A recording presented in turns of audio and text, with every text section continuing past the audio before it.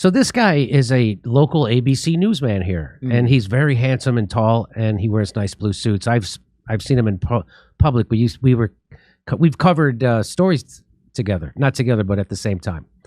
I think it was the Bernie campaign. When I was covering Bernie's campaign, he was also covering it. Anyway, he says it is worth taking. So I don't think this shows this guy to be evil. This just shows that these are the type of people they hire. People who don't question the establishment narrative. You're perfect for the job. And he's also very handsome. If you quote Morning Joe, I'm just going to assume. He says, Morning Joe's got some great insights on things.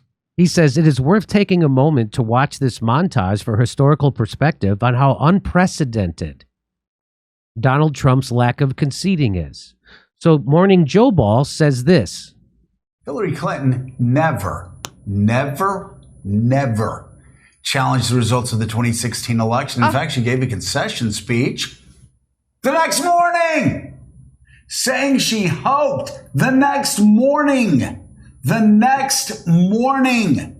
she hoped Trump would be a successful president for all Americans. In fact, the failure to secure a peaceful transition of power has happened twice in American history. The first. So he's saying that was unprecedented, crazy. Only Donald Trump would deny the election results. Well, you know what they're saying? Like, you're supposed to send a congratulations card by the next day. Mm-hmm.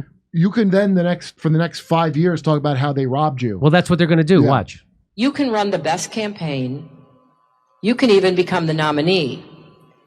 And you can have the election stolen from you. What?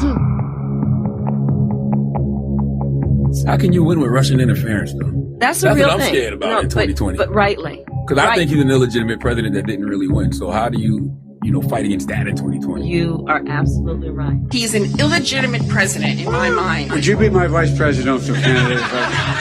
Folks, look, I absolutely agree. Trump didn't actually win the election in 2016. He lost the election, and he was put into office because the Russians interfered. Trump knows he's an illegitimate president. The president-elect, although legally elected, is not legitimate. I don't see this president-elect as a legitimate president. You said you believe that Russia's interference altered the outcome of the election. I do. We have a president who, if in fact it is proven, has been assisted by the Russians and may in fact not be a legitimate president. The one thing that Trump is fearful of when it comes to his being president is that finally we will see how illegitimate his victory actually was. I have an objection. I object to the 15 votes from the state of North Carolina. I object because people are horrified. He's an illegitimate president. Do you believe Trump is a legitimate president? What I believe is that there's no question that the outcome of this election was affected by the Russian interference. There absolutely is a cloud of illegitimacy. So that legitimacy is in question, yes. So that was a very tainted election.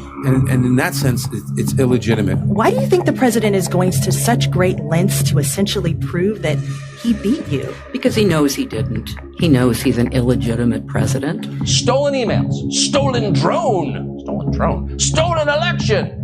Welcome to the world of unprecedented Trump. So do you believe President Trump is an illegitimate president?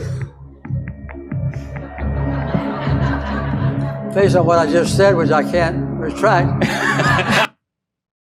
I have a question. So, okay, fair enough. They're saying it over and over again. Sounds like from the same script they all were handed. Yes. Okay, but Hillary, the next day, conceded the next day. So Russia took over our country for 4 years? And you then conceded that election? Why would you do that? That makes you better than Trump, that when the election was stolen by Russia, a foreign country. To keep the peace, you said take over Russia. Take over Russia? That's what you did? Okay. And by the way, if you said any of that stuff about the 2020 election that they said about the 2016 election, I would get my channel taken down.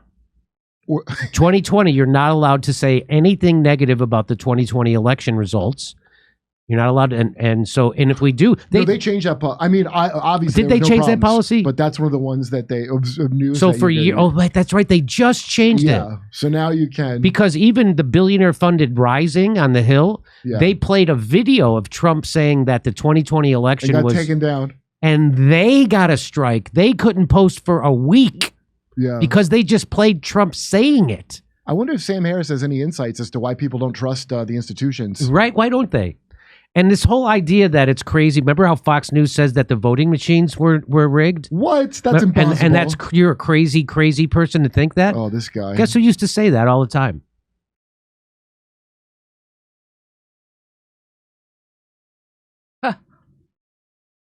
Continue to think that our voting machines are too vulnerable. Where researchers have repeatedly demonstrated that ballot recording machines and other voting systems are susceptible to tampering. Even hackers with limited prior knowledge, tools, and resources are able to breach voting machines in a matter of minutes. In 2018, electronic voting machines in Georgia and Texas deleted votes for certain candidates or switched votes from one candidate to another. The biggest seller of voting machines is doing something that violates Cybersecurity 101, directing that you install remote access software, which would make a machine like that, a magnet for fraudsters and hackers. These voting machines can be hacked quite easily. You could easily hack into them. It makes it seem like all these states are doing different things, but in fact, 3 companies are controlling this. It is the individual voting machines that pose some of the greatest risk. There are a lot of states that are dealing with antiquated machines, right, which are vulnerable to being hacked. Workers were able to easily hack into an electronic voting machine. It was possible to switch votes. 43%